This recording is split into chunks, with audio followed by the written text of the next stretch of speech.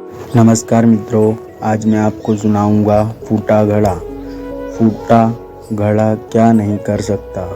एक समय की बात है, एक गांव में एक भूरा नाम का किसान रहता था। उसके घर से थोड़ी दूर पर साफ पानी की एक नदी बहती थी। भूरा रोज अपने घर के कामों के लिए उस नदी से पानी लेता था। इस काम के लिए वह अपने साथ 2 घड़े ले जाता था, जिन्हें वो डंडे के दोनों सिरों पर बांधकर अपने कंधे पर लटका लेता था। उन दोनों घड़ों में से एक में छोटा सा छेद था। इस वजह से घर पहुँचते पहुँचते भूरा के पास 1.5 घड़ा पानी ही बच पाता था। ऐसा चलते हुए लगभग साल भर हो गया था। इधर जो घड़ा सही सलामत था, उसे इस बात का घमंड हो गया था कि उसमें किसी प्रकार की कोई नमी नहीं है, क्योंकि वो पूरा का पूरा पानी घर तक पहुंचाता है। और वह इस बात का एहसास फूटे घड़े को हमेशा करवाता रहता था। बेचारा फूटा घड़ा इस बात से शर्मिंदा था कि वो आधा पानी ही घर तक पहुंचा पाता था। मेरे मालिक की मेहनत बेकार चली जाती है। फूटा घड़ा ये सब सोचकर बहुत परेशान रहने लगा। और एक दिन जब उससे रहा नहीं गया, तो उसने भूरा से कहा, मैं खुद पर बहुत शर्मिंदा हूँ और आपसे क्षमा मांगना चाहता हूँ। क्यों? भूरा ने पूछा।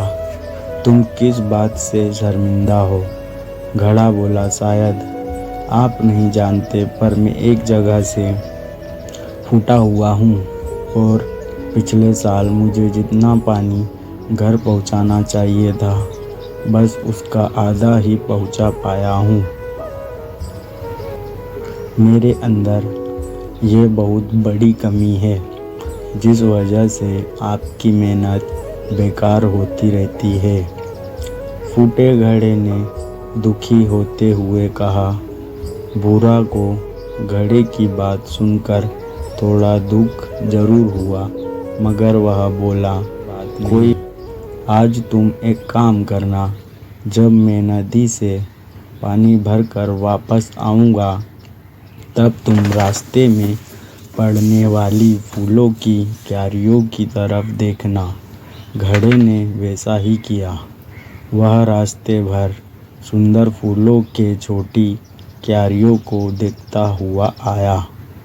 तभी कुछ ही समय बाद भूरा फूटे घड़े से बोला, जैसे मैंने कहा था, तुमने वैसा ही किया, लेकिन शायद तुमने ध्यान नहीं दिया कि ये जितने भी फूल रास्ते के एक तरफ खिलकर बड़े हो चुके हैं, ऐसा इसलिए क्योंकि मैं हमेशा से तुम्हारे अंदर की कमी को जानता था और मैंने उसका लाभ उठाया। रास्ते में जिस तरफ तुम्हारा पानी गिरता था, उस तरफ मैंने रंग बिरंगे फूलों के बीज बो दिए थे और तुम रोज थोड़ा थोड़ा उन्हें सींचते रहे।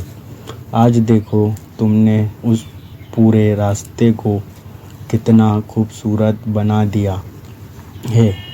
अब तुम ही सोचो, अगर तुम जैसे हो वैसे नहीं होते तो भला आज ये सुंदर धरती पर आ पाते।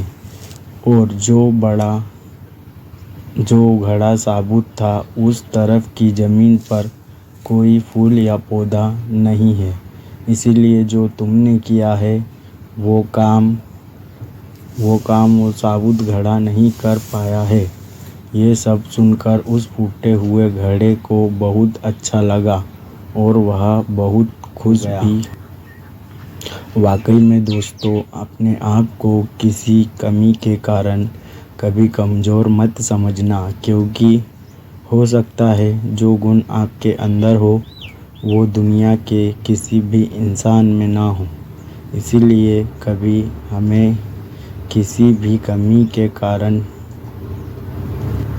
कमज़ोर नहीं समझना चाहिए और हिम्मत नहीं हारना चाहिए। धन्यवाद मित्रों।